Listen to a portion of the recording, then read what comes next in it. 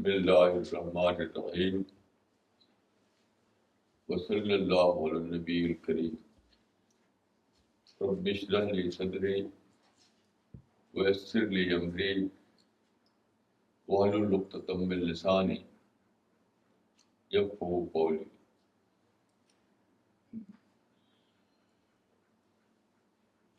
آج کا ٹاپک ہے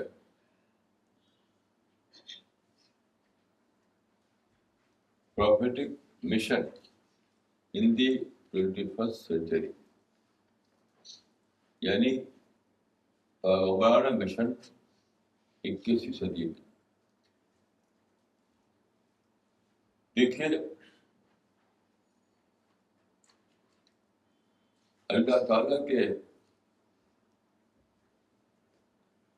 تخلیقی منصوبہ کو جاننے کا آتھینٹک سورس صرف ایک ہی کتاب ہے، وہ ہے قرآن.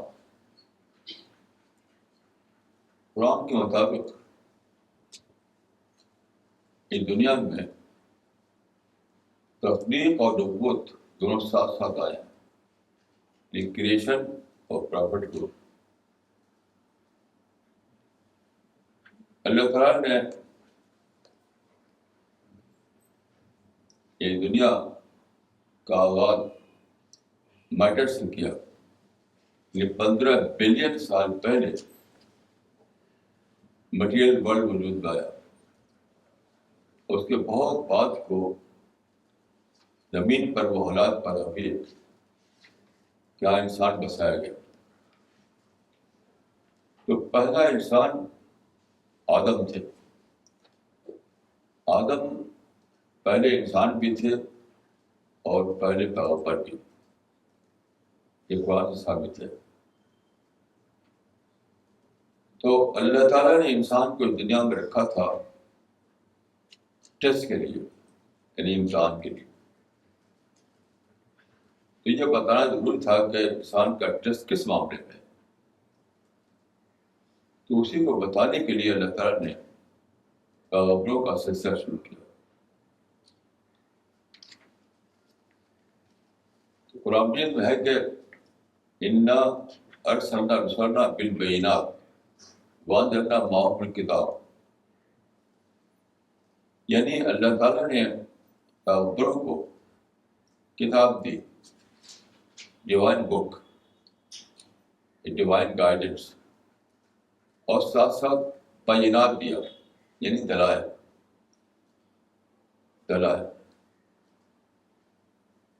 یہ دو چیزیں ہر پیغمبر کو ملی اپنے زمانے کے اعتبار سے.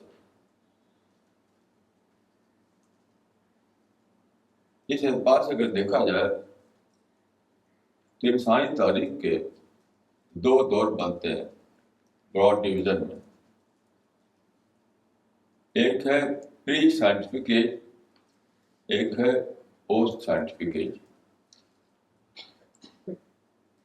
تو پری سائنٹیفک ایج میں کیا تھا؟ دنیا میں وہ باتیں دریافت نہیں ہوئی تھی جو آج ہم جانتے ہیں. وہ روایتی دور کہا جاتا ہے اس کو. تو اس زمانے میں صرف ٹریڈیشنل آرگومنٹ پاسبل تھا، روایتی استدلال. تو پچھلے ادوار میں اپنا مشن جو ہے روایتی استدلال چلتا رہا.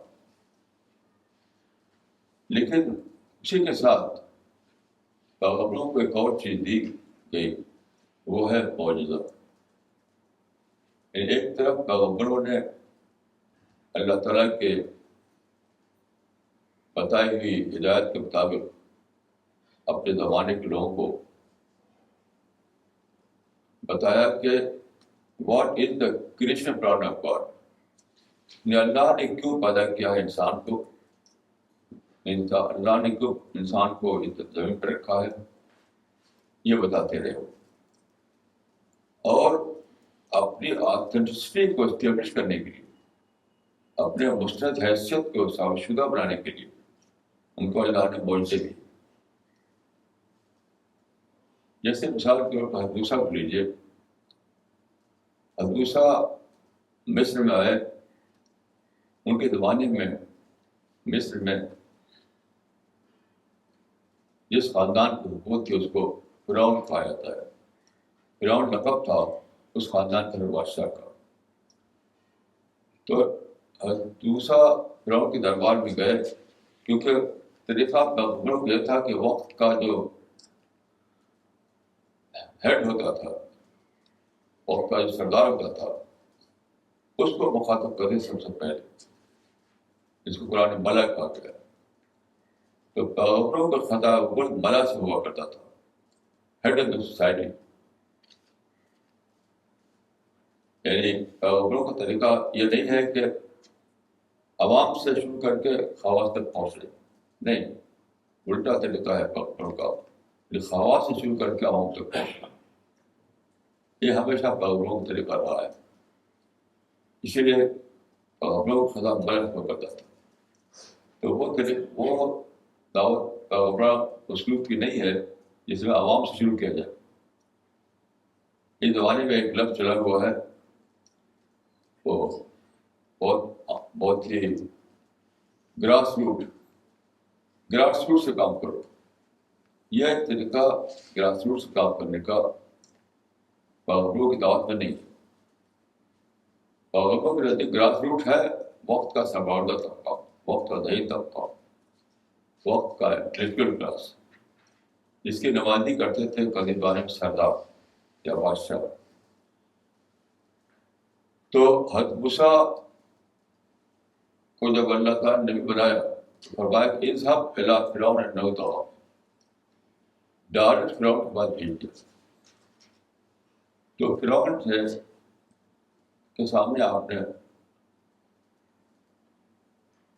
خدا کی ہدایت بتائی، اپنا پیغام دیا،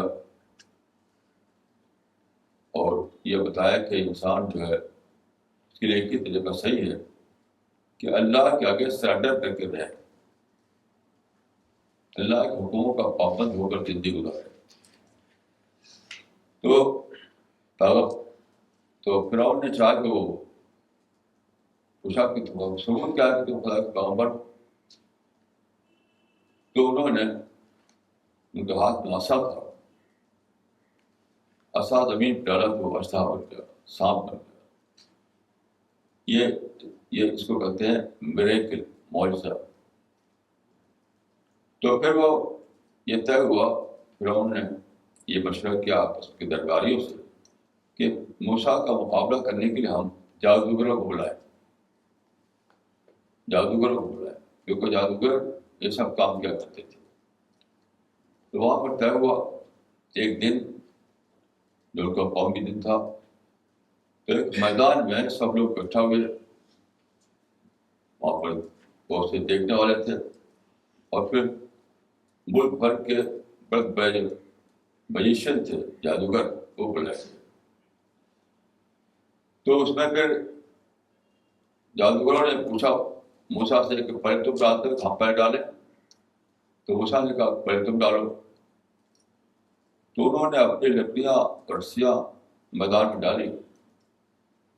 تو وہ لوگوں کو دکھائی دیا کہ یہ سانپ زمین پر رہ گئے، سانپ بن کے چلنے لگے وہ چیزیں.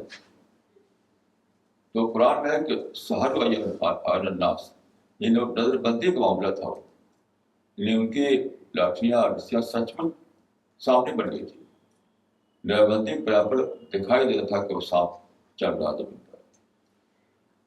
اس وقت اللہ کے حکم سے موسیٰ نے اپنا عصا ڈالا، تو عصا ایک بہت بڑا سانپ بن گیا، اور جب وہ چلا میدان تو پھیلا یا تک وہ مارے کو.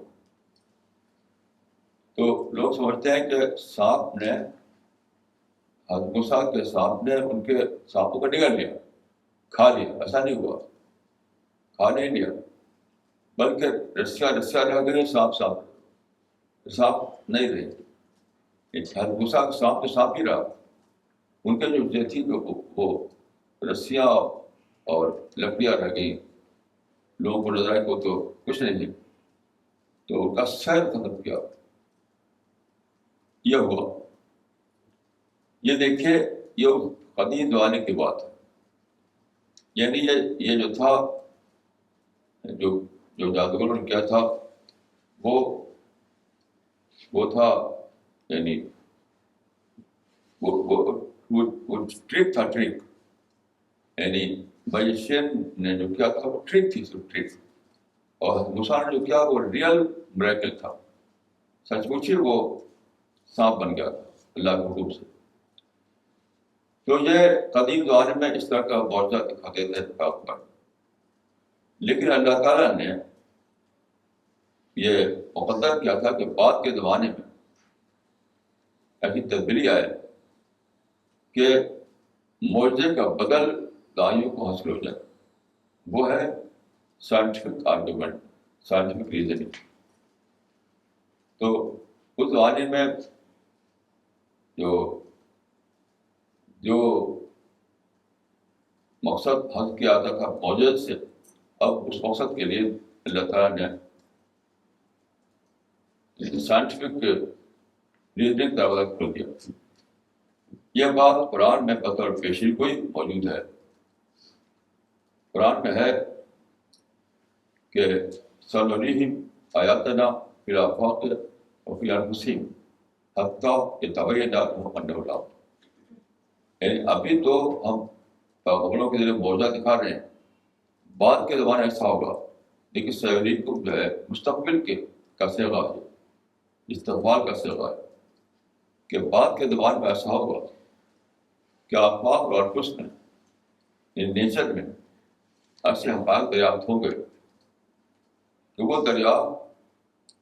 دریافتیں تبین حق کا ذریعہ بن جائیں، تبین حق کا ذریعہ بن جائیں. یعنی معجزاتی سطح پر پہنچ جائے گا کہ آپ سچائی کو ثابت شدہ بنا سکیں. یہ اللہ کے بندے کا آج اسی دور میں، اسی لیے اللہ تعالیٰ نے نبوت کا سلسلہ بند کر دیا، کیونکہ معجزہ سے پیغمبر دکھا سکتا تھا. یہ معجزہ دکھانے کے لیے پیغمبر ضروری ہے. ہم آپ کو نہیں دکھا سکتے، لیکن دعوت کا عمل جاری ہے. دعوت کا عمل تو بند نہیں ہو سکتا ہے. تو اب وہ کام جو معجزے سے لیا جاتا تھا وہ دلائل کے لیے ممکن ہو گیا، جو ہر دائی کے لیے ممکن کہ بس میں ہے. یعنی ہم آپ بھی دلائل کو استعمال کر سکتے ہیں جب تک ہم آپ معجزہ نہیں دکھا سکتے. تو ختم نبوت اس لیے ہوئی کہ اب اس کی ضرورت ہی نہیں. تو میں چند مثالیں دوں گا آپ کو کہ کس طرح سے سائنٹیفک ڈسکوریز جو ہیں وہ معجزے کا بدل بن گئی. یہ سائنٹیفک ڈسکوریز کی باتیں جو ہے ثابت کرنے کے لیے ہم معجزے کے بغیر ہم ثابت کر سکتے ہیں اس کو. جسے لیجیے دیکھیے مثال کے طور پر شرک کا مسئلہ، سب سے پہلے عقیدہ توحید کا مسئلہ. سب سے پہلا جو پیغمبروں کا جو نقطۂ دعوت ہوتا تھا وہ توحید ہوتی تھی، خدا ایک ہے. اس زمانے میں شرک کا دورہ تھا. لوگ مانتے تھے کہ خدا بہت سے ہیں، یعنی وہ پالیتھیزم کا دور تھا. خدا یہ کئی خدا کو خدا ماننا، تو کئی خدا ماننے کا یہ ثابت کرنے کے لیے عقیدہ غلط ہے. پیغمبروں کو معجزہ دکھانا پڑا تھا. آج سائنس سے ثابت ہو گیا کہ خدا ہو نہیں سکتے. وہ کیسے؟ دیکھیے کئی خدا کا تصور تو تھا، وہ اس لیے تھا کہ نیچر میں یعنی فطرت میں لوگ دیکھتے تھے کہ یعنی ڈائیورسٹی طرح طرح کی چیزیں، یعنی ستارے ہیں، سیارے ہیں، سمندر ہے، پہاڑ ہے، درخت ہے، اینیمل ہے، اس طرح کی چیزیں ہیں. تو جب طرح کی چیزیں ہیں جس سے انہوں نے فرض کر لیا تھا کہ کئی خدا بھی ہونے چاہیے. یہ خدا جیسے سمندر پیدا کیا ہو، یا خدا جیسے پہاڑ پیدا کیا ہو، یا خدا جیسے سورج پیدا کیا ہو، یا خدا جیسے ستارے پیدا کیا ہو. تو جو ڈائیورسٹی تھی یعنی مناظر فطرت میں، اس سے انہوں نے یہ عقیدہ بنا لیا کہ خدا ہے. لیکن سائنس نے ڈسکور کر دیا اس کو. سائنس کی ڈسکوری سے ثابت ہوا کہ تنوع ہے نہیں، اس میں ڈائیورسٹی ہے نہیں کالا، کیونکہ ہر چیز اپنے آخر درجے میں کیا ہے؟ ایٹم ہے. ہر چیز، چاہے وہ درخت ہو، چاہے سمندر ہو، چاہے پہاڑ ہو، چاہے سورج ہو، چاہے ستارے ہوں، سیارے ہوں، ہر چیز اپنے آخری درجے میں فائنل انالیسس میں وہ کیا ہے؟ ایٹم. ایٹم ہے. کئی کا نظریہ ختم ہو گیا، ڈائیورسٹی کا کانسیپٹ ختم ہو گیا. اس کے بعد دوسری سائنس یہ کی، نیوٹن کے زمانے میں مانا جاتا تھا کہ 4 فورسز ہیں جو یونیورس کو کنٹرول کرتی ہے، 4 فورسز. لیکن یہ 4 کا تصور سائنسدانوں کو قابل فہم نہیں تھا، تو وہ 4 کو ایک کرنے کی کوشش لگی ہوئی تھی. نیوٹن کے زمانے سے وہ شروع ہوئی تھی، اب اسٹیفن ہاکنگ کے زمانے میں ایک مکمل ہو چکی ہے. یعنی 4 کی جگہ کو گھٹتے گھٹتے اب مان لیا گیا ہے کہ ایک ہی فورس ہے. اس کو اسٹیفن ہاکنگ سنگل اسٹرنگ کہتا ہے، سنگل اسٹرنگ. تو پورے کائنات کو ایک ہی فورس کنٹرول کر رہی ہے. تو آپ دیکھیں 2 باتیں ثابت ہوئی سائنس کے ذریعے. ایک ہے کہ ان ٹرمس آف میٹر سب چیز ایک ہے، یعنی ایٹم، اور ان ٹرمس آف لا ایک ہی لا ہے جو پورے یونیورس کو کنٹرول کیے ہوئے. تو اس کو مانیں گے اب کئی خدا ماننے کا بالکل امکان ختم ہو گیا، وہ لاجک ختم ہو. وہ لاجک تو جدید سائنس میں وہ لاجک ختم کر دی جس لاجک پر شرک کھڑا ہوا تھا قدیم زمانے. یہ ہے سائنٹیفک معجزہ. اس طرح سے دیکھے بہت سی باتیں ہوئی ہیں. میں نے یہ باتوں کو اپنی کتابوں میں لکھا ہے، اب اس کی ڈیٹیل پڑھ سکتے ہیں. مثال کے طور پہ دیکھیے، قرآن مجید میں بتایا گیا تھا کہ پیغمبر کو آیا اس لیے آیا کہ انسان اپنی کوشش سے علم کلی تک پہنچ نہیں سکتا.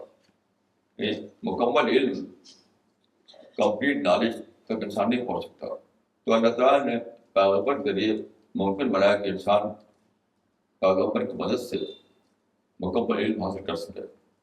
ما اوتیتم من العلم الا قلیلا، یعنی تمہاری اپنی کوشش سے تم کو صرف علم قلیل ملے گا، جبکہ زندگی کو گزارنے کے لیے جو ہمیں آئیڈیالوجی چاہیے، آئیڈیالوجی، اس آئیڈیالوجی کے لیے ہمیں مکمل علم درکار ہے، ٹوٹل نالج درکار ہے. تو اس زمانے میں یہ کہا گیا، تو اس زمانے میں چیز ثابت نہیں تھی، یہ ایک کلیم تھا. اب سائنس نے یہ ثابت کر دیا ہے کہ انسانی علم صرف پارشل نالج تک پہنچتا ہے. Science gives us but a partial knowledge of reality. اس موضوع پر ایک کتاب پڑھ سکتے ہیں، Limitations of Science، سولیمن کی کتاب، اور بہت سی کتابیں ہیں، ایک کتاب میں کہہ رہا ہوں. تو سائنٹیفک کمیونٹی نے لمبے تحقیق کے بعد یہ مان لیا کہ انسان کے پاس جو ذریعہ ہے مائنڈ کا، جو میتھڈ ہمارے پاس ہے، اس سے ہم صرف پارشل نالج تک پہنچ سکتے ہیں. اس کے معنی ہے کہ پیغمبر کی ضرورت اپنے آپ ثابت ہو گئی. جب ہمیں دیکھیے مسئلہ یہ ہے کہ ہمیں دنیا میں جینے کے لیے آئیڈیالوجی اس کا نام ہے، اس میں ہر چیز ایکسپینڈ ہو گئی. آپ کی زندگی، کائنات کا وجود اور ساری چیزیں جو ہم جانتے ہیں ان سب کو ہم ایکسپلین کر چکے ہوں، تب آئیڈیالوجی بنتی ہے. آئیڈیالوجی آف لائف اس وقت بنتی ہے جب کہ پورے کائنات کا کو آپ ایکسپلین کر چکے ہو. تو آپ کر سکتے تھے، کیونکہ ہماری عقل جو ہے، ہمارے جو طریقے ہیں وہ صرف ہم کو پارشل نالج دیتے تھے. تو یہ چیز بڑے شدہ نہیں تھی کہ ایسا ہے. جو جب فلاسفی 5000 سال تک کوشش کرتی رہی کہ وہ مکمل علم تک پہنچے. فلاسفی جو تھی 5000 سال تک ایک کوشش کرتی رہی ایبسولوٹ نالج حاصل کر سکے ہو، لیکن وہ مکمل تک فیل ہوئی. اسی لیے ایک فلسفے کے بارے میں لکھا گیا ہے کہ you are philosopher of no philosophy. اور کہتا ہوں ہر فلسفی فلاسفر آف نو فلاسفی ہے، کیونکہ وہ دے نہیں سکا مکمل علم. تو سائنس نے یہ ثابت کر دیا کہ مکمل تک انسان اپنی طاقت سے پہنچ ہی نہیں سکتا. جب پہنچ نہیں سکتا اور ہماری ضرورت ہے کہ ہم کو مکمل علم ہو تاکہ ہم کوئی آزادی بنا سکیں زندگی کی, تو آپ کیا کریں؟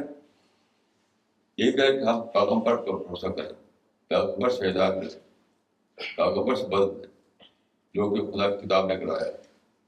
یہ کتنی بڑی دین ہے سائنس کے زمانے میں, جس کی وجہ سے پیغمبر کی ضرورت ثابت شدہ بن گئی علمی اعتبار سے, جبکہ پہلے علمی اعتبار سے ثابت شدہ نہیں تھی. تو بغیر معجزہ دکھائے یہ چیز بغیر سائنس بن گئی. اس طرح دیکھیے ایک بہت بڑی بات ہوئی ہے سائنس کے زمانے میں, وہ یہ ہے کہ جو دعوت توحید ہے جو پیغمبر لے کر آئے, اس میں یہ بتایا جاتا تھا کہ یہ دنیا تمہارے لیے صرف دارالامتحان کے طور پر ہے, یہاں تو اپنی جنت نہیں پا سکتے. آدمی آپ جانتے ہیں کہ آدمی کہا جاتا ہے کہ ہمارے ڈیزائر سیکنگ اینیمل, ہمارے ڈیزائر سیکنگ اینیمل. انسان چاہتا ہے کہ اپنی پسند کی ایک دنیا بنائے, یعنی اپنی ایک دنیا بنائے جہاں وہ رہ سکے اپنی پسند کے مطابق, اسی کو ہم جنت کہتے ہیں. تو گویا کہ ہر انسان جنت کی تلاش میں ہے, ہر انسان کے اندر ایک مائنڈ میں خواب بسا ہوا ہے اپنی پسند کی ایک دنیا حاصل کرنے کا. تو سارے لوگ اسی کوشش میں تھے, چاہے بادشاہ ہو چاہے عام انسان ہو. پیغمبر نے کہا کہ یہ ممکن نہیں, جنت ملیں گے آخرت میں, یہ دنیا میں نہیں. تو انسان ماننے سے تیار نہیں ہوتا تھا. پوری تاریخ میں انسان یہ کرتا رہا کہ دنیا میں اپنی جنت پانے کی کوشش کرتا رہا. بہترین گھر, بہترین شہر, بہترین ساز سامان, یعنی جس کو بھی زندگی کا ہم سامان کہتے ہیں, زندگی کی ضرورتیں, وہ سب ہم کو اعلیٰ شکل میں حاصل ہو, پرفیکٹ شکل, آئیڈیل شکل. تو یہ اس خواب کو پورا کرنے کے لیے انسان ہمیشہ کوشش کرتا رہا, اور پیغمبر کی بات کو نہیں مانا کہ ہم اس دنیا میں کر لیں گے, ہم کو آخرت کا انتظار کرنے کی ضرورت نہیں ہے. بابر باعث کوشش کی عادت دوبارہ نہیں. تو علمی طور پر یہ بھی ثابت نہیں ہو پاتی تھی کہ کیوں اس دنیا میں نہیں مر سکتا. اب موجودہ زمانے سائنس نے ثابت کر دیا. دیکھیے ایک دلیل ایک تھی پہلے زمانے میں کہ ہر انسان مر جاتا ہے 100 سال سے کم مدت میں, تو 100 سال سے کم مدت میں کیسے اپنی جنت بنا لے گا دنیا میں. تو یہ لوگ کہتے تھے جو آخرت کو نہیں مانتے, کہ آدمیوں کو سمجھتے ہیں کہ آدمی اپنی زندگی حاصل کر لے. یہ تو ایک تسلسل ہے, جنریشن آف جنریشن ایک کوشش چل رہی ہے. آج ہم نہ حاصل کر سکا تو ہمارے اگلی جنریشن حاصل کر لے گی. یہ دلیل دیا گئی تھی کہ جنت کی تلاش ایک مسلسل عمل ہے. ہم آج کچھ حاصل کریں گے, اگلی نسل کچھ حاصل کرے گی, اگلی نسل کچھ حاصل کرے گی, اس طرح ہوتے ہوتے ہم دنیا میں جنت بنا لیں گے. تو ہم نہ بنا سکے تو ہمارے اگلی نسل پالیں گے جنت کو. یہ دلیل تھی. لیکن اب سائنس نے ثابت کر دیا کہ ممکن نہیں, صرف ممکن نہیں. اسی وجہ سے دیکھیے 1930 میں کتاب چھپی تھی, اس کا نام تھا فیوچر شاک. اس کتاب کا مصنف تھا البرٹ ڈاکٹر. اس نے کہا تھا کہ موجودہ زمانے میں انسان 90 کوشش کے نتیجے میں انڈسٹریل ایج تک پہنچا ہے. اب کی دنیا ایک اور ایج میں داخل ہونے والی ہے, اس کو انہوں نے کہا کہ سپر انڈسٹریل ایج. یہ 20 صدی کا خواب تھا انسان کا کہ دنیا سپر انڈسٹریل ایج داخل ہو, یعنی جنت آگے بن جائے گی اگلے دور میں.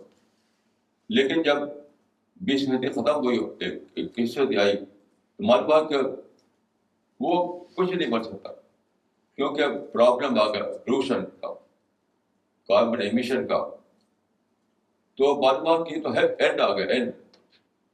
اب ماڈرن سائنس جو ہے اس نے بتایا ہے کہ یہ دنیا میں جو وسائل تھے وہ لمیٹڈ تھے، انلمیٹڈ نہیں تھے. اور انسان نے اندھادھند کو استعمال کیا انڈسٹریلائزیشن کے بعد، ہوتے ہوتے اب وہ ختم ہو رہا. پانی میں پولوشن آ گیا، جنگل کٹ گئے، اوزون لیئر میں ہول پیدا ہو گیا، اور ہر اعتبار سے ہوا میں پولوشن آ گیا. تو ہر چیز میں لمٹ آ گئی، حد آ گئی. چنانچہ اب جو سائنسداں ہیں وہ کہتے ہیں کہ اس زمین پر ہم انسان کی آبادی نہیں، مستقبل میں نہیں، 21 صدی ہی آخری صدی ہے، اس کے بعد دنیا اس قابل نہیں رہے کہ آدمی یہاں بسے. تو چنانچہ اب جو سائنسداں ہیں وہ کہہ رہے ہیں کہ ہم کو اسپیس کالونی بنانا چاہیے. اسپیس کالونی یعنی زمین سے اڑ کر ہوا فضا میں جائے، وہ خلا میں اور خلا میں رہے. حالانکہ یہ خیالی بات ہے، یہ رومانٹک بات ہے، کیونکہ اسپیس کالونی اگر فرض کیا بنا بھی پایا تو وہاں پانی چاہیے، لائف سپورٹ سسٹم چاہیے، غذا چاہیے. وہ کہاں سے آئے گی سر؟ کیونکہ خلا میں تو کچھ بھی نہیں ہے. تو سائنس نے اب یہ سارے سائنسداں یونیورسٹی کہہ رہے ہیں متفقہ طور پر کہ 21 صدی کے وسط تک دنیا ختم ہو جائے گی، اس سے آگے کچھ نہیں رہے گا آپ پر. اور 22 صدی انسان آنے والے ہی نہیں ہے، کیونکہ سب ختم ہو چکا ہوگا. تو وہ جو نظریہ تھا کہ ہم اس دنیا میں نسل در نسل قابل کر کے جنت بنا لیں گے، وہ خواب شٹ ہوگا، وہ شٹ ہوگا. اس معنی کہ وہ جو بات تھی پیغمبروں کی دعوت توحید کی کہ جنت اس دنیا میں نہیں بن سکتی، وہ تو آخرت میں بنے گی، وہ سائنٹیفکلی پروو ہو گیا. اب انسان کے لیے کوئی چوائس نہیں رہا اس کے سوا کہ وہ آج کی دنیا کو دارالامتحان سمجھے، آج کی دنیا کو دارالعمل سمجھے، ہم دارالجزا نہ سمجھے. یعنی آج کی دنیا میں وہ اس طرح کی زندگی گزارے جس کے نتیجے میں اس کو آخرت جنت ملے. اس زندگی کا خلاصہ صرف ایک ہے، یعنی اللہ تعالیٰ کی پسند والی زندگی جو ہے اس کا خلاصہ صرف ایک ہے. وہ یہ ہے کہ اللہ تعالیٰ نے اس دنیا میں انسان کو دیا ہے آزادی، فریڈم. تو جو کروشل بات ہے وہ یہ ہے کہ اگر آدمی اپنی آزادی کو مس یوز کرے تو وہ ہیلپ ہو جائے، اگر اپنی آزادی کو پراپرلی یوز کرے، وہ صحیح استعمال کرے تو اس کی جنت سے آخرت. تو یہ بات جو پیغمبروں نے کہی تھی آج وہ سائنٹیفکلی اسٹیبلش ریئلٹی بن گئی. تو اب معجزہ دکھائے بغیر حدیث ثابت شدہ بن گئی. یہ سب یہ جو قرآن میں کہا گیا تھا کہ سنریہم آیاتنا فی الآفاق وفی انفسہم حتی یتبین لہم الحق. تو یہ پیشی گوئی تھی، یہ آیت اتری تھی 7ویں صدی عیسوی کے اول میں. آج یہ پیشی گوئی پوری ہو چکی ہے، آج یہ واقعہ بن چکا ہے. اب دیکھیے اب جو مسلمان لڑ رہے ہیں بالکل بیکار کی لڑائی لڑ رہے ہیں. یعنی اللہ تعالیٰ نے آپ کو موقع دے دیا ہے کہ توحید کی دعوت کو آپ موجود سخت لے کے اٹھیں، تو آپ دعوتی کام کیجیے. لڑنے کا مطلب ہے یہ ساری دنیا مسلمان لڑ رہے ہیں دوسری قوموں سے، اور ان کو پتہ نہیں کہ سارے مواقع کھل چکے ہیں، سارے موقع جو مطلوب ہیں مسجد دعوتی عمل کے لیے وہ کھل چکے ہیں، اس کو استعمال کرو. اب موقع ہے دعوت اپرچونیٹیز کا اویل کرنے کا، نہ کہ لڑنے ملنے کا. لڑ پھر کر کے اپنے وقت کو، اپنی انرجی کو ضائع کر رہے ہیں. ابھی دیکھیے کل پرسوں ایک بہت ٹاپ کا ایک آدمی مارا گیا ہے، ایک عرب. اس کے بارے میں آیا کہ وہ عربی زبان خوب جانتا تھا، انگریزی خوب جانتا تھا، بہت ہی ذہین آدمی تھا، لیکن ملٹنٹ ایکٹیویٹیز پہ اپنے کو بربادی کا کام تھا. یعنی اینٹی امریکن جو کیمپین چل رہے ہیں مسلمان، اس میں وہ شریک ہو گیا ملیٹنسی میں، اور امریکہ نے ٹارگیٹ کیا اور اس کو ہوائی حملہ کر کے مارا. اس کی عمر صرف 40 سال تھی. تو اتنا ذہین آدمی، اتنا یعنی اتنا قابل آدمی، اس کو کام کرنا چاہیے دعوت کا کام. لیکن مسلمان اس زمانے میں دعوت بلائنڈ ہو گئے. ان کو نظر نہیں آتا کہ دعوت کے اعتبار سے جو اپرچونیٹیز کھلی ہوئی ہیں ان کو استعمال کرو. اب دیکھیے اس میں یہ بھی ایک بات ہے جو سائنسی دور میں پیدا ہوئی ہے، آزادی رائے، آزادی اظہار رائے. پہلے زمانے میں دیکھیے یہ جس طرح آج ہم بولتے ہیں، یہاں بیٹھ کے میں بول رہا ہوں، تو یہ پہلے زمانے میں ایسا ممکن نہیں ہوا کرتا تھا. پہلے زمانے میں یہ تھا کہ جو بادشاہ کی رائے وہ سب کی رائے، جو بادشاہ کا مذہب وہ سب ہوتا. یہ تھا پہلے زمانے میں.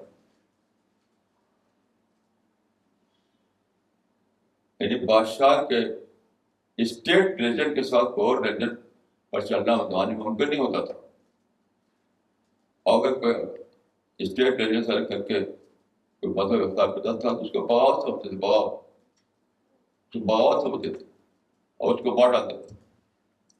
یعنی قدیم زمانے میں اسٹیٹ سے وفاداری کا بیان یہ تھا کہ آپ مذہب وہی ہو جو بادشاہ کا مذہب ہے، آپ مذہب وہی ہو جو سردار قبیلہ کا مذہب ہے. اگر آپ مذہب دوسرا ہے تو آپ باغی ہیں، آپ کیس جو ہے ٹیزن کیس. یہ دور ختم ہو گیا.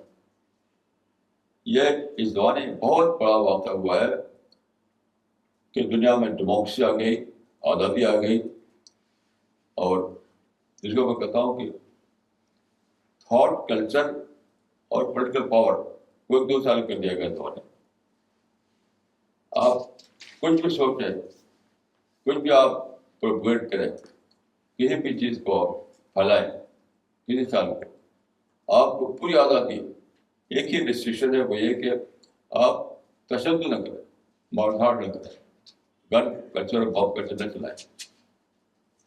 تو اتنے بڑے مواقع کھل گئے ہیں جس کو اویل کرنے کا وقت ہے، نہ کہ لڑنے ملے گا اپنے کام کو آپ لوگ مروانے کا. تو آج کل جو لڑائی بڑائی ہو رہی ہے ادھر ادھر، سوسائڈ بمپنگ ہو رہی ہے، وہ آبال مجھے مار کی پالیٹکس ہے، آبال مجھے مار. آج اس وقت جب کہ ہم کو مواقع دعوت اللہ تعالیٰ کھول دیے ہیں تو ان کو اویل کریں، دعوت اور ٹوٹیز کو اویل کریں، نہ کہ غیر ضروری طور پر لڑائی کر کے اپنے کو ہلاک کریں.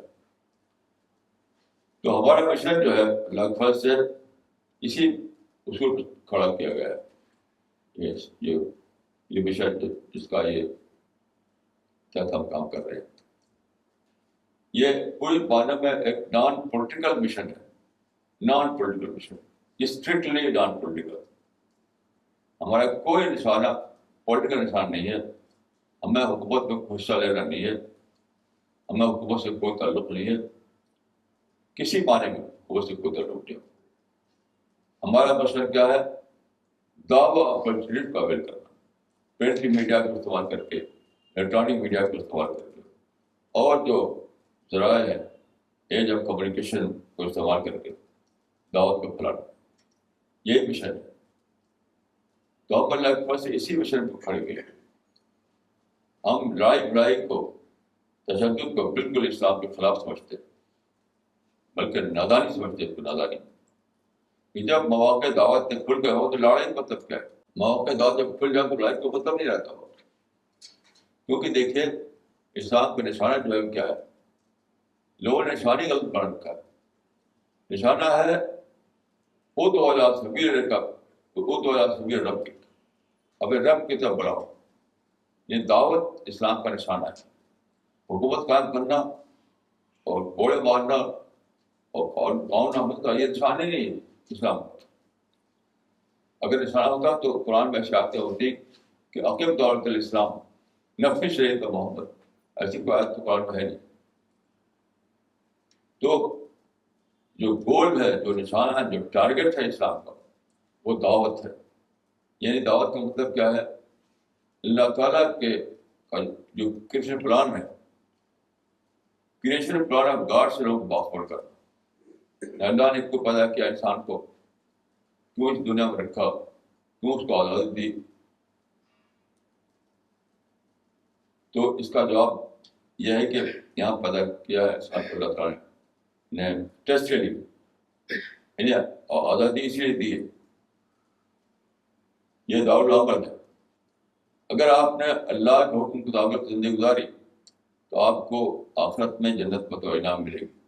اس کے خلاف چلے تو آپ کو جہنم کا سامنا کرنا پڑے گا. تو یہ ہے کریشن پلان آف گاڈ. اس سے باخبر کرنا یہی ٹارگیٹ ہے دعوت. ہم اللہ پر سے اسی کو لے کر چل رہے ہیں. تو یہاں پر دیکھیے دونوں ذرائع کو, پرنٹ میڈیا اور الیکٹرانک میڈیا دونوں کو استعمال کرتے ہوئے ہم ساری دنیا میں اس پیغام پہنچا رہے ہیں. ابھی جلدی ہمارے یہاں سے قرآن کا کلاسز ہوگا انگلش میں, جو قرآن کے 50 سے زیادہ ترجمے ہیں انگریزی زبان میں. انگلش جو کہ انٹرنیشنل لینگویج ہے, اس میں ترجمے مسلمانوں کیے بہت سے, لیکن یہ ترجمے ایسے ہیں کہ اس میں کلیئرٹی نہیں ہے, اس میں کنفیوژن ہے, اس میں یعنی ماڈرن ایڈیم میں یہ ترجمے نہیں ہے. تو ہم نے کئی سال کوششوں کے بعد اور ایک روٹین کوشش کے بعد انشاءاللہ یہ کام کیا ہے کہ قرآن کا ترجمہ تیار کیا, اس کو بہت ہی بہترین جو طباعت کا معیار ہے اس کو چھپایا. اب یہ آپ سب لوگوں کا کام یہ ہے کہ آپ اس قرآن کو انٹرنیشنل لینگویج کا جو قرآن ہے ترجمہ اس کا ساری دنیا میں پھیلا.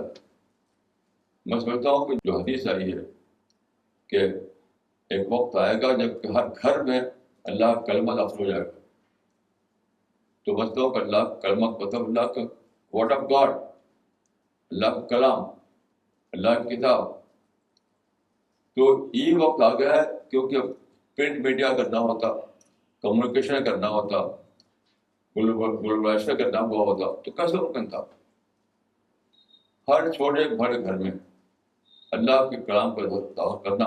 اس وقت ممکن ہو سکتا ہے جبکہ دنیا ایک گلوبل ولیج بن چکی ہو, جب دنیا میں ایک میڈیا کا دور آ چکا ہو, جب دنیا میں کمیونیکیشن کا زمانہ آ چکا ہو.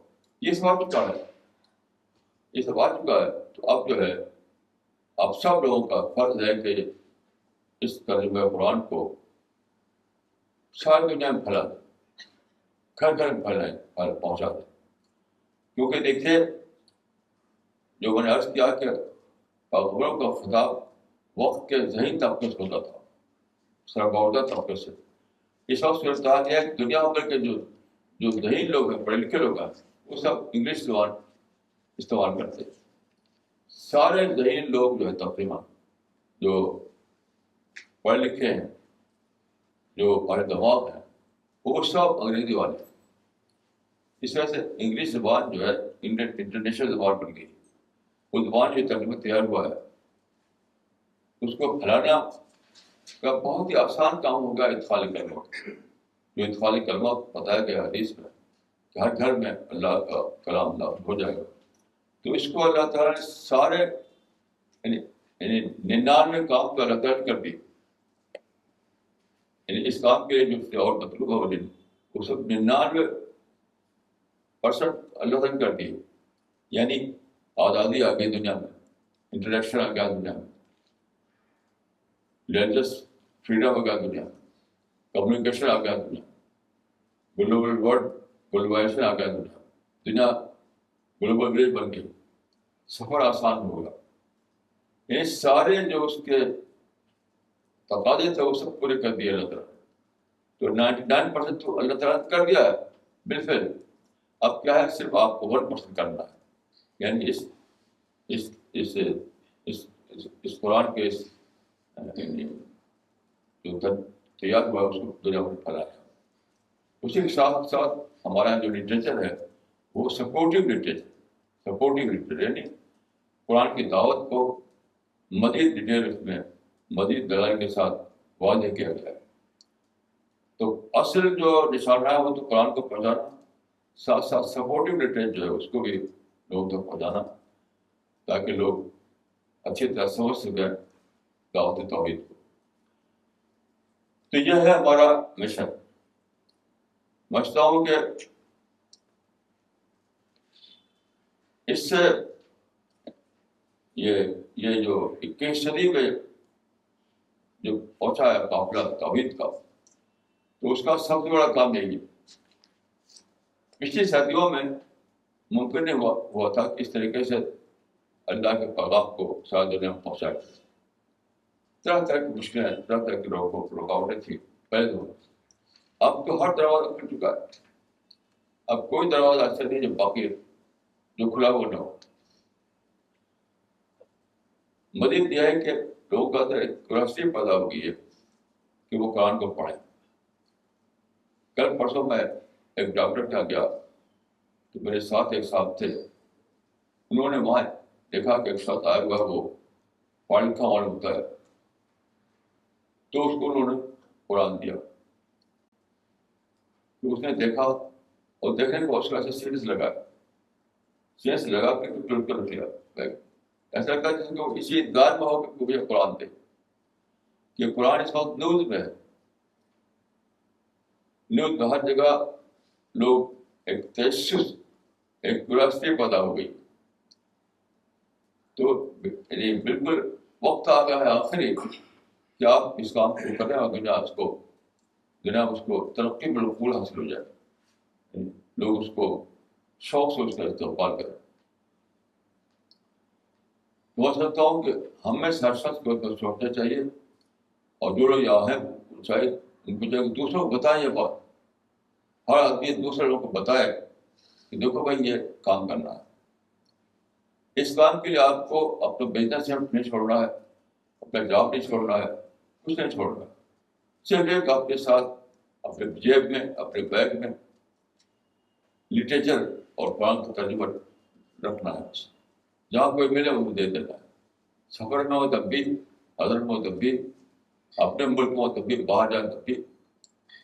تو صرف اپنے کام, اپنے جو بھی آپ کام کرتے ہوں, آپ اسٹوڈنٹ ہوں, آپ ٹیچر ہوں, آپ بزنس مین ہوں, آپ کو جاب کر رہے ہوں, کچھ بھی ہو, آپ پالیٹیشین ہوں, ساتھ ساتھ اس کو اپنی زندگی میں ایک شامل کر لیجیے. آپ لوگ ایسا کریں اور دوسرے تمام لوگ بتائیں کہ ایسے کرنا ہے. آخری وقت آ گیا ہے کہ ہم اللہ کے پیغام کو شاید دنیا میں پہنچا دیں, کوئی آدمی بے خبر نہ رہے. دیکھیے قرآن میں جو دعوت کیا ہے اس کو سورہ نساء میں بتایا گیا ہے کہ دعوت کا مقصد یہ ہے کہ اللہ تعالیٰ کی لوگ حجت اللہ تعالیٰ پر نہ رہے. اللہ یکون الناس صلی اللہ علیہ بعد رسول, یعنی حشر کے میدان میں جب لوگ کھڑے کیے جائیں گے تمام لوگ, کوئی یہ نہیں کر سکے کہ خدا ہم کو پکڑا جا رہا ہے, ہم جانتے نہیں تھے کہ کیا ہونے والا ہے. آپ کا تقلید مسئلہ کیا ہے, کہ یہ پلان آپ کا کیا تھا, ہم اسی میں خبر تھے. ہم کو پیدا ہوئی اور جی اور بر گئے. تو یہ کہنے کا موقع کسی کو نہ ملے. ہر آدمی کی بے خبری کو توڑ دیا جائے.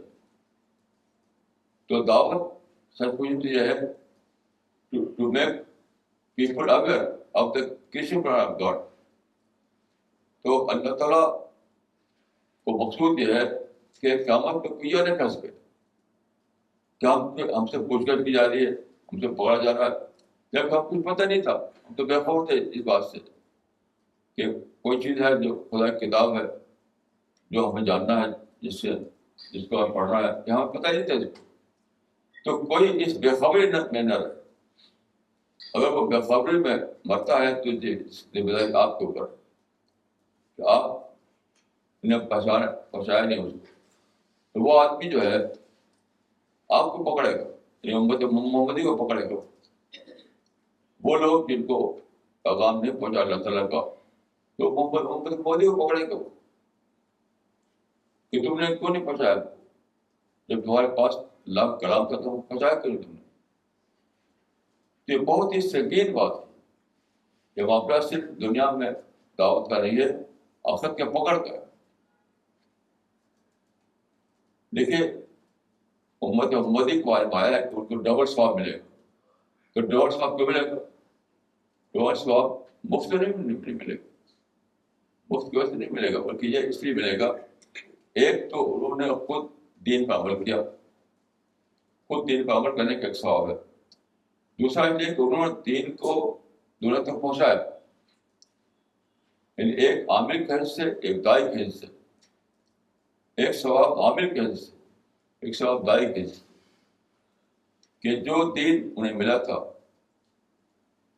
اللہ کا جو دین پہنچا تھا ان کو پیغمبر کے ذریعے سے, خود اس پر عمل کیا. ایک ثواب اس بات کا, ایک ثواب اس بات کا کہ انہوں نے دوسروں تک اس کو پہنچایا. اسی قرآن کہا گیا کہ لیکن رسول شہیدان علیکم وتکونوا شہداء علی الناس. تو ڈبل ثواب جو ہے وہ کوئی یعنی فضیلت کی وجہ سے نہیں ہے, ہرگز نہیں, وہ عمل کی وجہ سے. یعنی اگر یہ امت یہ دونوں کام کرے, عملی بھی بنے اور دائی بھی بنے, تب ہے وہ ثواب, ورنہ وہ کچھ بھی نہیں. بولے یہ ملے گا تو وہ ملے گا. اور دوسرے دیکھیے بہت اہم بات یہ ہے کہ اگر مسلمان دعوت کا کام انجام نہ دے تو ان کا امت محمدی ہونے میں مشکل ہو جائے گا. قرآن میں ہے ایک آیت کے رسول کے بارے میں, یا ایھا رسول بلغ ما انزل الیک من ربک وإن لم تفعل ما بلغت رسالتہ. اس کا مطلب یہ ہے کہ اگر رسول دعوت کا کام نہ کرے تو اس کا رسول ہونا مشکل ہو جاتا ہے. کتنی سخت بات ہے. اس طریقے سے امت محمدی اگر دعوت کا کام نہ کرے تو اس کا امت محمدی ہونا مشکل ہو جائے گا. آپ غور کیجیے کہ قیامت میں آپ اس کا تحمل کر سکتے ہیں؟ قیامت میں اعلان کیا جائے کہ تو امت محمدی نہیں ہو, کیا ہم اس کا تحمل کر سکتے ہیں؟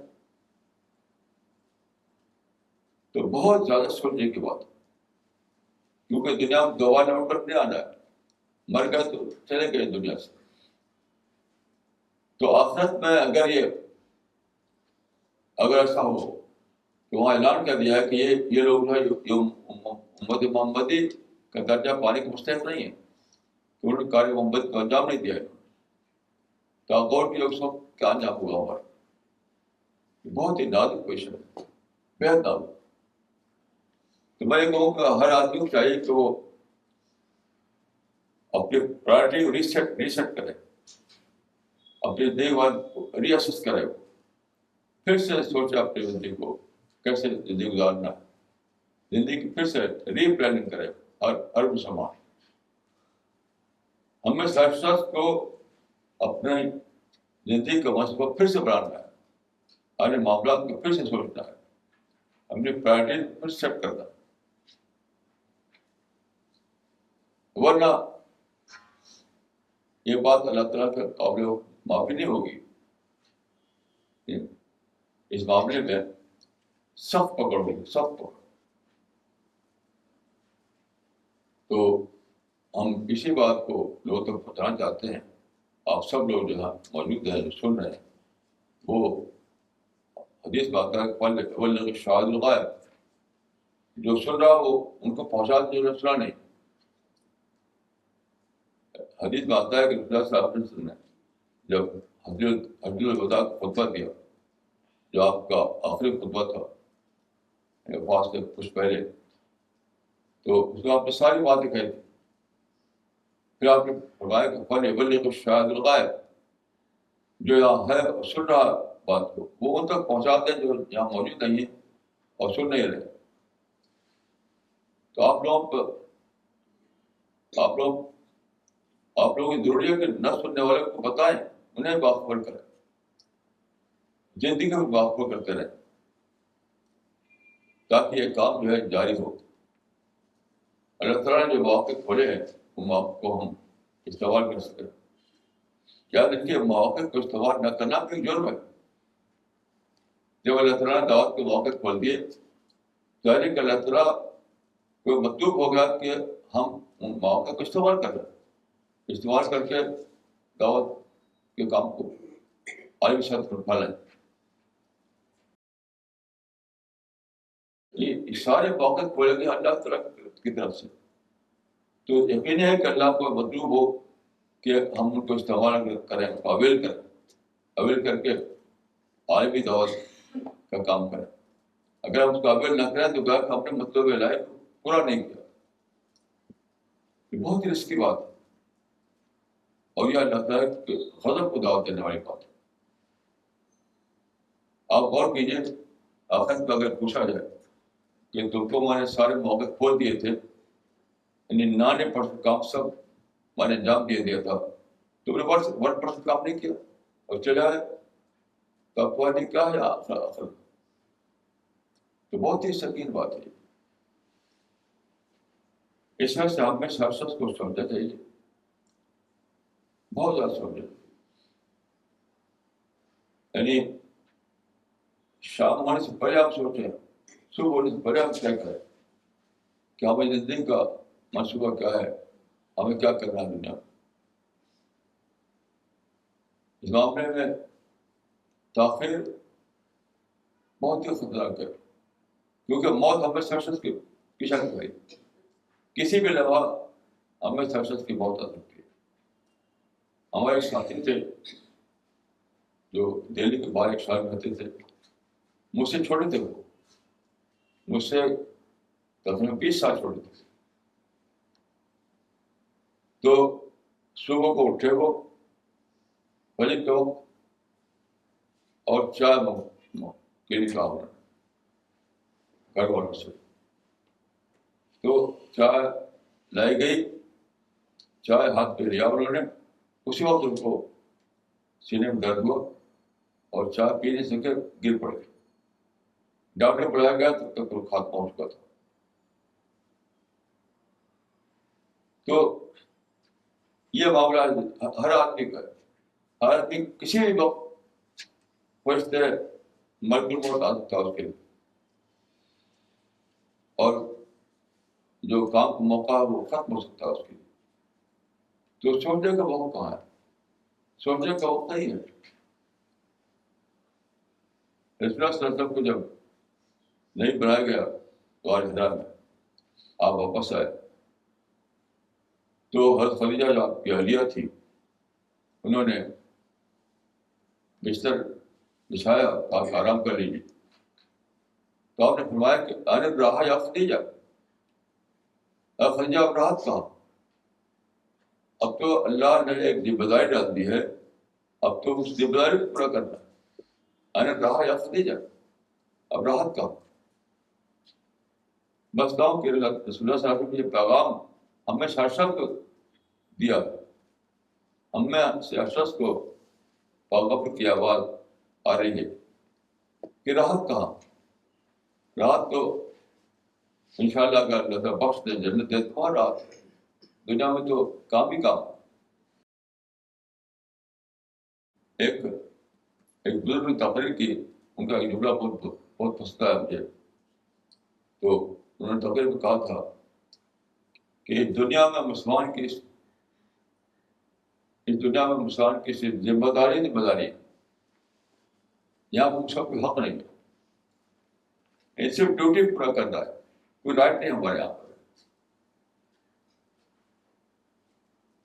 بہت عرصہ وہ ہمارے سنا تھا, اب تک مجھے یاد ہے, الفاظ یہی تھے کہ دنیا میں مومن کی صرف ذمہ داری, یہاں اس کا کوئی حق نہیں. کیونکہ حق تو آخرت, دنیا میں ہم اپنی ڈیوٹی پوری کریں تو آخرت میں اللہ تعالیٰ ہم کو جنت کی شکل میں اس کا بدلا دے. دنیا میں کچھ نہیں ہے, زندگی گزارے بس یہی ہے دنیا میں, نیڈ بیسڈ, بہت ضرورت کی دنیا سے ہے اور سارا کام کریں اللہ کا. تو ان کے الفاظ مجھے اکثر یاد آتے ہیں کہ دنیا میں مومن کی صرف ذمہ داری, یہاں تو کوئی حق نہیں. تو یہ تو ذمہ داری ہے کہ اللہ کے دین پہ عمل کریں اور اللہ کے دین کو جو پھیلائیں, لوگوں کو صرف آفر کریں. تو یہ سب باتیں بہت سوچنے کی. بہت زیادہ سوچنے کی ہمیں ہر شخص کو بہت زیادہ سوچنا چاہیے. سوچنا ہی کا نام ہے محاسبہ. آپ جانتے ہیں کہ دین میں محاسبہ کی بہت اہمیت ہے. محاسبہ کا مطلب ہوتا ہے انٹراسپیکشن. جسے کو محاسبہ کہتے ہیں اسی کو کہتے ہیں انٹراسپیکشن. تو اس کی بہت اہمیت ہے. تو محاسبہ ہے کیا؟ انٹراسپیکشن ہے کیا؟ سوچنا. تو سوچنے سے راہ کھلتی ہے. سوچنے سے باتیں سمجھ آتی ہیں. سب کچھ منحصر ہے سوچنے پر. اگر آپ اپنی سوچ بند کر دیں تو ہم اندھے پر ایک طرح دنیا پڑے. تو یہ ہے یعنی 21 صدی میں پیغمبر مشن کا معاملہ. یعنی پیغمبر مشن تو شروع ہوا آدم کے زمانے سے. اب کتنے بڑھے گزرے کیا کیا واقعات پیش آئے. ہوتے ہوتے رسول اللہ صلی اللہ علیہ وسلم کا ظہور ہوا. رسول اللہ صلی اللہ علیہ وسلم کی نبوت ختم ہو گئی. اس کے بعد امت محمدی پر ذمہ ڈال دی گئی. جو دعوت کا کام پہلے نبیوں کی ذمہ داری ہوتی تھی وہ دعوت کا کام اب امت محمدی کی ذمہ داری قرار پڑا. پھر زمانہ اور آگے بڑھا. ہوتے ہوتے پرنٹنگ پریس آیا تو اور کام جو ہے آسان ہو گیا. پہلے زمانے میں صحابہ کے زمانے میں کیا ہوتا تھا, لوگ قرآن کو یاد کر لیتے تھے, اسی کو جا کے سناتے تھے. ثم عرض کتاب آتا ہے کہ ثم عرض علیکم اسلام کو طرح علیہ القرآن, یعنی اسلام پیش کیا اور قرآن کو سنایا. تو ہر صحابی جو ہے حافظ قرآن ہوتا تھا. اس زمانے میں یہی تھی دعوت کہ اپنے دماغ سے یاد کر کے قرآن کو سناؤ. لیکن زمانہ آگے بڑھا اور ہوتے پینٹنگ پریس دنیا میں آ گیا. پہلے قرآن لکھا ہوتا تھا ہاتھ سے لکھنے میں بہت دنوں کے بعد ایک کاپی تیار ہوتی تھی, ایک کاپی. اب کیا ہے, ایک کاپی آپ بہت اچھی طرح سے تیار کریں اور اس کو خوب چیک کریں, علماء چیک کرائیں, قاری چیک کرائیں, کوئی غلطی اس میں نہ رہے, پھر اس کو چھپا دیجیے. اب ملین کاپی نکال سکتے ہیں اس سے. یہ ہے پرنٹنگ پریس. اب اتنا ترقی ہو گئی ہے کہ بہت چھوٹا سائز میں قرآن چھپ جاتا ہے. تو یہ سب مواقع کو اویل کرنا ہے, یعنی پرنٹ میڈیا کو اویل کرنا ہے, الیکٹرانک میڈیا کو اویل کرنا ہے, ماڈرن کمیونیکیشن کو اویل کرنا ہے. اس زمانے میں جو آزادی آ گئی ہے سب لوگ جاننا چاہتے ہیں سچائی ہے کیا, اس کو اویل کرنا ہے, وہ بھی ایک موقع ہے. تو ایک دن بھی ہمیں گنوانے کا موقع نہیں, ایک لمحہ بھی گنوانے کا موقع نہیں, کیونکہ مرنے کے بعد پھر دوبارہ واپسی نہیں ہوگی. موت آتی ہے پوائنٹ آف نو ریٹرن پر. یہ بہت زیادہ سوچنے کی بات ہم نے فیصلہ کی. آج جو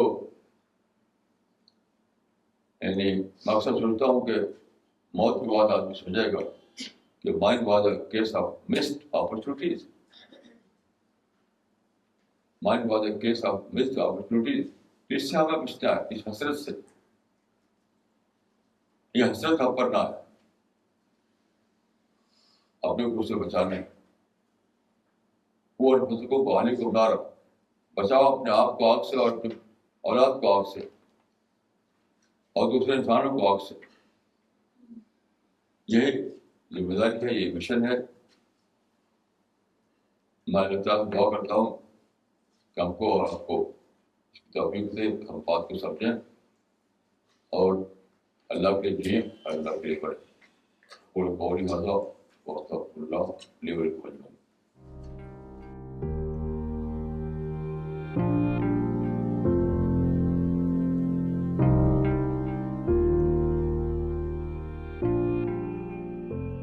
عمران حسن نے کیا ہے دلی سے.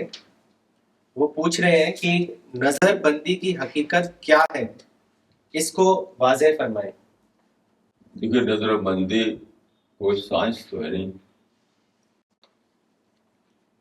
نہ مجھے کوئی اس کا ذاتی تجربہ ہے، لیکن یہ لوگ مانتے رہے ہیں کہ نظر بندی کوئی چیز ہوتی ہے، لیکن جو جنہوں کی تحقیق کی ہے وہ اس کو ٹرک کہتے ہیں، ٹرک۔ میں ظاہری طور پر کچھ کہنے کی کوشش میں نہیں ہوں،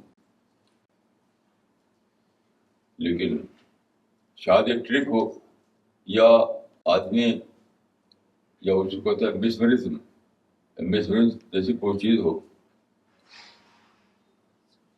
باقی قرآن میں اس کا ذکر ہے تو ظاہر کا ایسا واقعہ پیش آیا وہاں۔ میں اس کے بارے میں کوئی آتھینٹک بات کرنے کی کوشش میں نہیں ہوں، اس لیے کہتا ہوں کہ قرآن میں جب ہے تو ضرور ایک ایسا واقعہ ہے جو پیش آیا وہاں پر، اور کچھ لوگ اس کو ٹرک کرتے ہیں۔ مولانا ان کا ایک اور سوال ہے، انہوں نے لکھا ہے ضرورت اور قناعت میں کیا فرق ہے؟ اس دنیا میں انسان کی بنیادی ضرورت کیا ہے، اور وہ کیا چیز ہے جس کی حیثیت ضرورت کی نہیں بلکہ لگژری کی ہے؟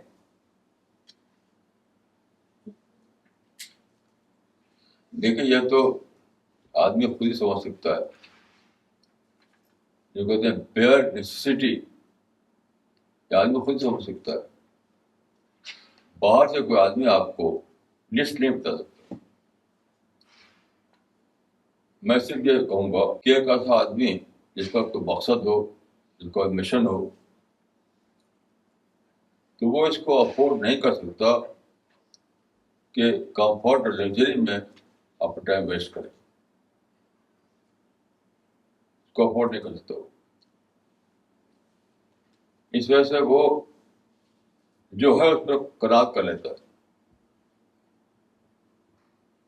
مثال کے طور پر میں اپنی مثال دیتا ہوں کہ میں آخرت تک کوشش کرتا ہوں۔ میرے کمرے میں اگر آپ آئیں تو میرے کمرے میں کئی کرسیاں ہیں، وہ کرسیاں مجھے پسند نہیں، وہ کرسیاں 1983 سے، آج سے نہیں، پسند نہ ہونے کے باوجود میں اس کو ٹارگیٹ کرتا ہوں۔ اگر میں چاہوں تو ابھی کہوں اپنے بچوں سے تو بچے بنوا دیں گے اور بدل دیں گے دوسرا۔ میں بچوں سے کبھی ذکر نہیں کیا میں نے اس کا کہ یہ کرسیاں مجھے پسند نہیں ہے۔ تو ایک ہے دیکھیے پسند ناپسند، ایک ہے جس کے بارے میں کہتے ہیں مالا بدھ من، جس کے اوپر کام نہیں چلتا۔ میں یہ فرق کیا ہے، پسند ناپسند کی لسٹ تو بہت لمبی ہو جائے گی، آج بھی کچھ ناپسند ہے، کل مجھے کچھ اور ناپسند ہو جائے گا۔ تو میں یہ سمجھا ہے کہ مجھے پسند ناپسند میں نہیں چلنا ہے، بیئر نیسیسٹی چلنا ہے۔ تو یہ بیئر نیسیسٹی جو ہے یہ مین آف مشن کلچر، فیصلہ یہاں کرنا ہے کہ آپ کو مین آف مشن بننا ہے یا صرف دنیا میں ہوا تر جینا ہے، فیصلہ یہاں کرنا ہے۔ اگر آپ بامقصد زندگی کا فیصلہ کریں، مین آف مشن بنے، تو آپ کا خود اندر آپ کا دل ہی بتاتا رہے گا کہ یہ تو غیر ضروری ہے، تو غیر ضروری ہے، تو غیر ضروری ہے۔ مثلا میرے کمرے میں کئی ایسی چیزیں نہیں ہیں جو میری پسند کے مطابق وہاں ہونی چاہیے، لیکن میں پسند بھی چلاتا نہیں، میں پسند کو میں بھلا رکھا ہے۔ جن کو میں اپنی ضرورت سمجھتا ہوں ان کو وہاں پر رکھا ہے، ورنہ میرے بچے خدا کو اگر میں کہوں تو ابھی سب چیز وہاں لا کر جمع کر دیں، مگر منہ سے بولتا نہیں کوئی یہ سے پسند ہے وہ پسند ہے۔ تو یہ آپ کو فیصلہ کرنا ہے کہ آپ مشن والی زندگی گزارنا ہے آپ کو، یا محض ایک آرام عافیت والی زندگی گزارنا ہے۔ اسی فیصلے پر آپ کے فہرست بنے گی، نیٹ کی فہرست بنے گی، نیٹ کی لسٹ۔ مسٹر عامر بن یوسف نے کراچی پاکستان سے لکھا ہے مسلمانوں میں جو یہ فرقہ پرستی پھیلی جیسے اہل حدیث، دیوبندی، بریلوی، اس کا سٹارٹنگ پوائنٹ کہاں سے تھا؟ انفرادی ڈفرینس سے یا ضد کی بیس پر؟ کرپیا کر کے رہنمائی فرمائیں۔ دیکھیے فرقہ یعنی فرقے جو ہے صرف مسلمانوں میں نہیں ہے، سب کیا ہیں، ہندوؤں میں ہے، عیسائیوں میں ہے، یہودیوں میں ہے، جینیوں میں ہے، بدھسٹوں میں ہے۔ یہ مطلب نہیں کہ فرقہ مسلمانوں میں ہے۔ یہ میں سمجھتا ہوں کہ ایک عام بات ہے، فطرت کا تقاضا ہے کہ فرقہ ہوں۔ اصل چیز جو مسلمانوں میں لیک کر رہی ہے وہ ہے ٹالرنس، یعنی فرقہ بندی تو ہوگی اور ختم نہیں کر سکتے ہو آپ، لیکن آپ ٹالریٹ کیجیے، یعنی اختلاف کے باوجود متحد ہو کر رہنا سیکھیے۔ مسلمانوں کی کمی یہ ہے اس میں کہ انہوں نے فرقہ کو جوڑ رکھا ہے عقیدت سے، جنت جہنم سے۔ تو یہ غلطی ہے۔ آپ فرقہ کے معاملے میں لوگوں کو آزادی دیجیے، جو جیسا سمجھتا ہے اسے رہنے دیجیے اس کو، لیکن بہت بڑی مصیبت یہ ہے کہ مسلمانوں میں فل فوٹ فتویٰ شروع ہو جاتا ہے۔ فتویٰ یعنی فتویٰ ایکٹیویزم مسلمان جو چلا ہوا ہے وہ ہے مسئلہ، فتویٰ ایکٹیویزم۔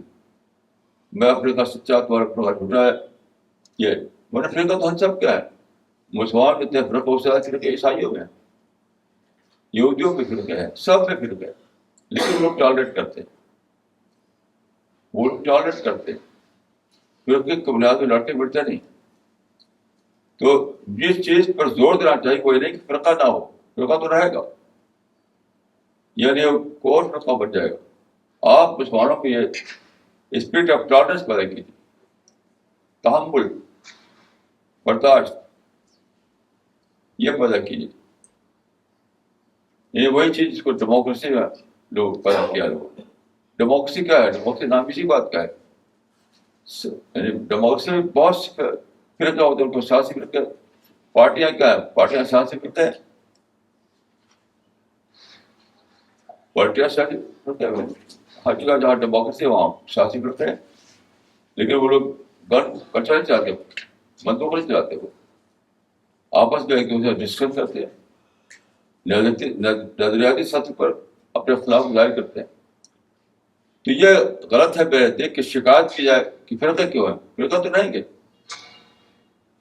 آپ کو کوشش کرنا چاہیے کہ مسلمان تحمل آئے، ٹالرنس آئے، برداشت آئے، یہ اصل ضرورت یہاں ہے۔ مولانا یہ سوال آیا ہے ابھی مسٹر میر علی کا، انہوں نے اپنی لوکیشن نہیں بتائی ہے۔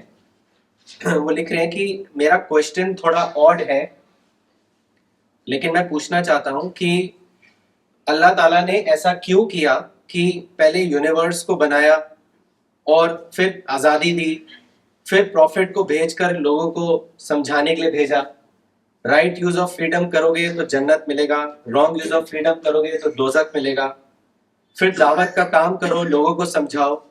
میں تو نہیں چاہتا تھا کہ مجھ کو پیدا کیا جائے اور جنت کو جانا۔ اتنی بڑی پرابلم میں اللہ تعالیٰ کیوں انسان کو ڈال رہا ہے؟ دیکھیے یہ سوال جواب کی باتیں اسٹڈی کی بات ہے، آپ اسٹڈی کیجیے۔ اس لیے حدیث میں آتا ہے، ایک صحابی کہتے ہیں نوحینا عن کثرت سوال، سوال کرنے سے پہلے اسٹڈی کیجیے، مطالعہ کیجیے۔ دیکھیے جواب جو ہے کوئی بھی آدمی صرف 50% دے سکتا ہے، 50% آدمی کو خود سمجھنا ہے۔ لوگ پیپر ماننے ہوتے، مطالعہ کرتے نہیں، بس سوال کرتے رہتے ہیں۔ کوئی بھی انسان ایسا نہیں ہے جو آپ کے سوال کا تشفی کو جواب دے دے اس وقت تک جب تک کہ آپ نے خود اس کو پڑھا نہ ہو۔ بغیر مطالعے کہ آپ کیا سمجھیں کس جواب کو؟ میں کہوں گا ان صاحب کو کہ آپ سوال مت کیجیے، مطالعہ کیجیے۔ گہرا مطالعہ کرنے کے بعد خود ہی آپ کا سوال حل ہو جائے گا۔ بالفعل حل نہ ہو اس وقت سوال کرنا جائز ہوگا آپ کے لیے۔ ابھی بغیر مطالعہ ہی جواب سوال کر دیا گیا، مطالعے کے بغیر سوال کر دیا۔ ہماری کتاب پڑھیے آپ، ہماری کتاب میں آپ پڑھ کر اپنے آپ کو جواب ملے گا، لیکن بغیر مطالعے کے سوال کرنا یہ کوئی اچھی عادت نہیں. مسٹر برج بھوشن ویدک نے دلی سے لکھا ہے, Respected sir, I met Dr. Shad at Shalimar Garden in Kashmir.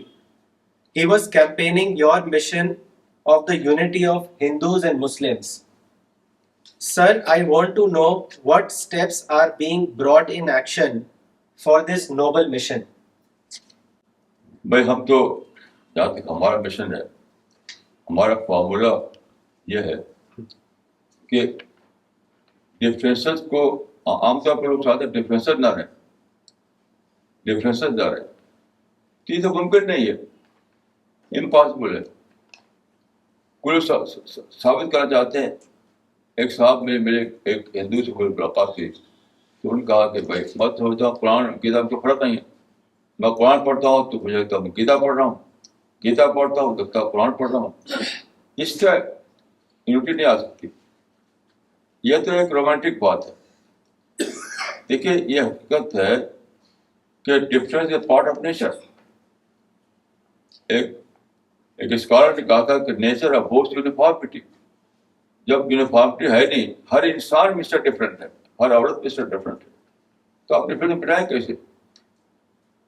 تو میں سمجھتا ہوں کہ اس طرح کی باتیں ایک رومانٹک باتیں ہیں کہ میں جب قرآن کو پڑھتا ہوں لگتا ہوں میں گیتا پڑھ رہا ہوں, گیتا پڑھتا ہوں تو قرآن پڑھ رہا ہوں. اس طرح رومانٹک باتوں سے اتحاد نہیں آئے گا. اتحاد آئے گا اس سے کہ آپ جو قرآن کا فارمولہ بتایا گیا ہے وہ یہ ہے کہ لکم دینکم ولی دین, فار یو یور دین فار می مائن.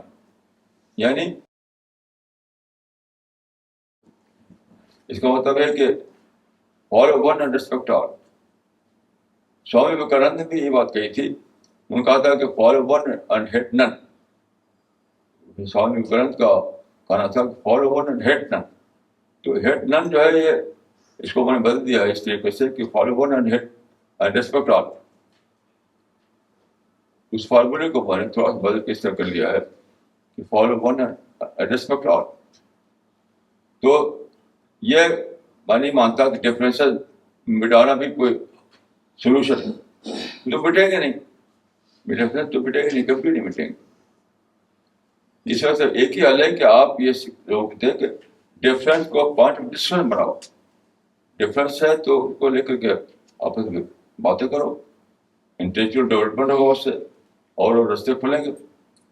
لیکن یہ ڈینائی کرنا کہ ڈفرینس ہے نہیں, یہ تو ان نیچرل ہے میرے لیے.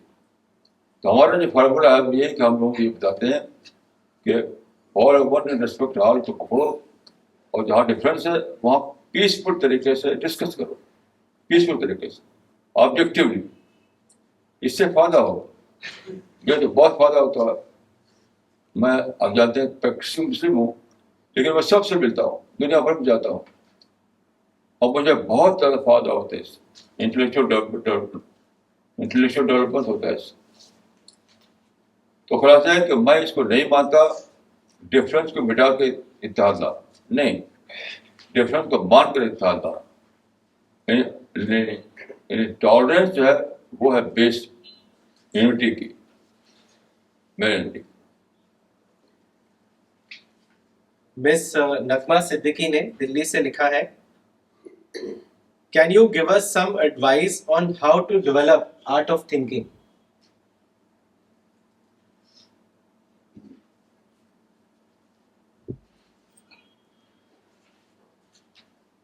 میں سمجھتا ہوں کہ یہ ایک 2 پوائنٹ فارمولہ ہے. یعنی اسٹڈی اور انٹراسپیکشن. اسٹڈی خوب کرنا, اسٹڈی میں یعنی ہر چیز شامل ہے, آبزرویشن, ڈسکشن, ڈائلاگ, یہ سب شامل ہے. اور انٹراسپیکشن کرنا یعنی محاسبہ. انٹراسپیکشن ایسی ہے جیسے کہ آپ ایک جو بھوشیہ ہوتے ہیں جگالی کرتے ہیں کھائی ہوئی چیزوں کو, جگالی کر کے ہضم کرتے ہیں اس کو. تو آپ کسی 2 پوائنٹ فارمولہ پکڑیے کہ ایک طرف نالج گین کیجیے اسٹڈی کے ذریعے, ڈسکشن کے ذریعے, آبزرویشن کے ذریعے, اور دوسری طرف اس کو ہضم کیجیے, ڈائجسٹ کیجیے. اسی کو ہم کہتے ہیں محاسبہ یا انٹراسپیکشن. یہ ایک پروسیس ہے, چلتا رہے گا ساری زندگی, جس کا کوئی اینڈ نہیں ہے. یہ لائف ٹائم پروسیس ہے, لائف لانگ پروسیس ہے. مسٹر شانتنو نے دلی سے لکھا ہے, democracy opens the door to intellectual freedom, thereby allowing parallel ideologies to coexist, which might otherwise be at conflict. At the same time, there exists a world which is deprived of benefits of global village and other essentials like communication, media, and globalization at large. Given this paradox of extreme realities, what precautions or measures should we take during the work of prophetic mission? Kindly comment. کیا process ہے اس میں؟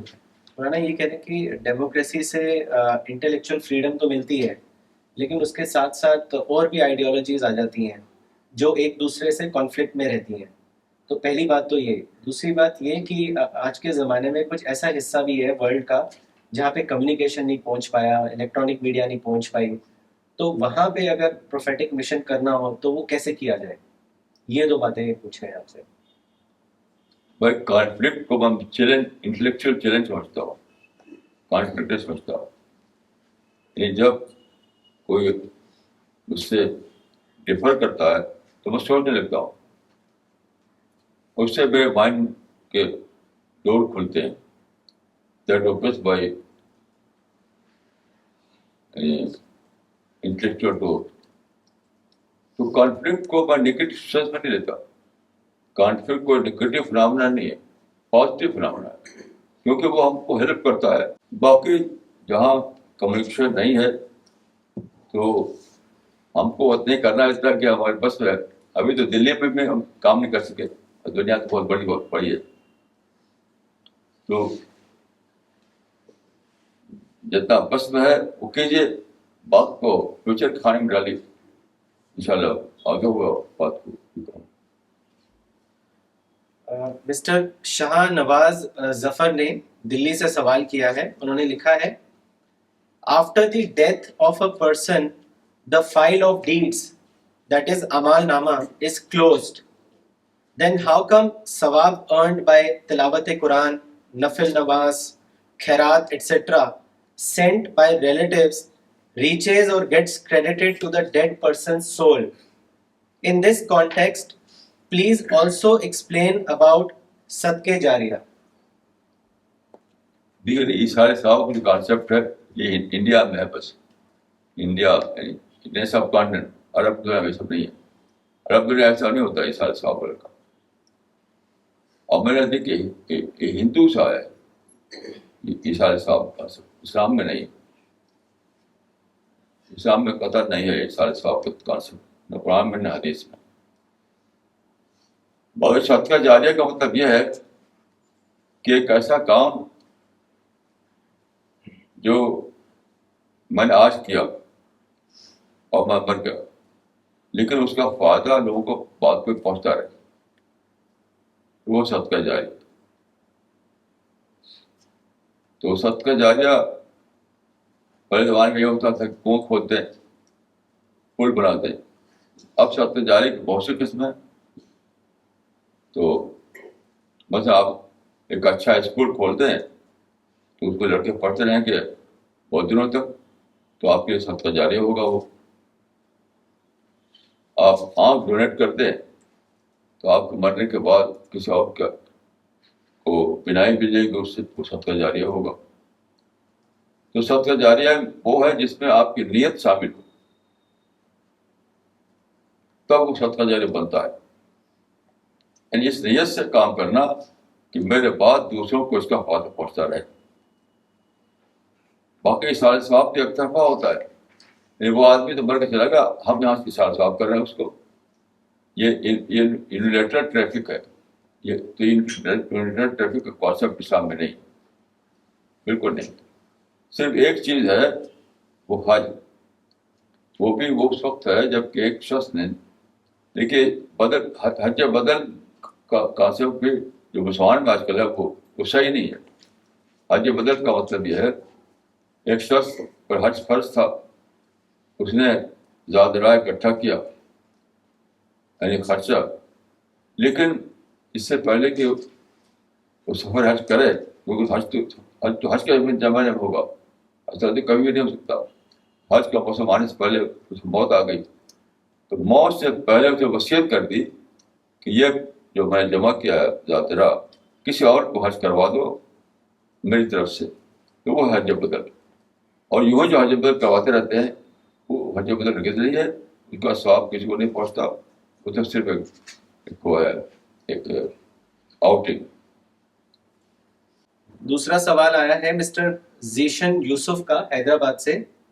انہوں نے لکھا ہے مولانا I have been unclear for many years about non-Muslims who believe in one God and do righteous deeds but are skeptical of Muhammad as a prophet. I often meet such people such as my non-Muslim professors and few of my friends. What will happen to them in Yawm Akhirah? آپ خدا کی set پر کو بیٹھنا چاہتے ہیں, اپنا کام کیجیے, آخر میں کیا ہوگا یہ آپ کا کنسرن نہیں ہے, خدا کا کنسرن. آپ کا کنسرن یہ ہے کہ جو آپ کو علم پہنچا ہے سچائی کا بتاتے رہیے. خدا کی سیٹ پر پڑھنے کی ضرورت نہیں ہے. یہ تو آخرت میں پتہ چلا کہ خدا نے کس کے لیے کیا فیصلے کیے. کیا آپ سمجھتے ہیں جو لوگ سو کال مسلمس ہیں وہ سب سچے مسلمان وہاں اعلان کر دیا جائے گا سچے مسلمان ہیں. یہ بہت بڑی غلط فہمی ہے کہ جو مسلم گھر میں پیدا ہوا اس کو لوگ سمجھتے ہیں کہ سچا مسلمان ہے. یہ بہت بڑی غلط فہمی ہے. کسی کا کوئی گارنٹی نہیں ہے, یاد رکھیے, کسی کو گارنٹی نہیں. یہ سب اللہ تعالیٰ کا فیصلہ ہوگا. تو اپنے بارے میں سوچیے, دوسرے بارے میں سوچنے کی ضرورت نہیں. میں یہ کہوں گا اس میں اپنے بارے میں محاسبہ, دوسرے کے بارے میں دعوت, یہ فارمولہ بنائی. یہ سوال اکثر سے کرتے ہیں لوگ کہ یہ سوال غلط ہوتا. صحیح طریقہ کیا ہے؟ اپنے بارے میں محاسبہ یعنی انٹراسپیکشن, اور دوسرے کے بارے میں بتاؤ بس. مسٹر شعیب خان نے سوال کیا ہے. انہوں نے پوچھا ہے will the life on earth be really over in this century? What is your comment on this? اسے اس میں کمنٹ کی بات نہیں ہے.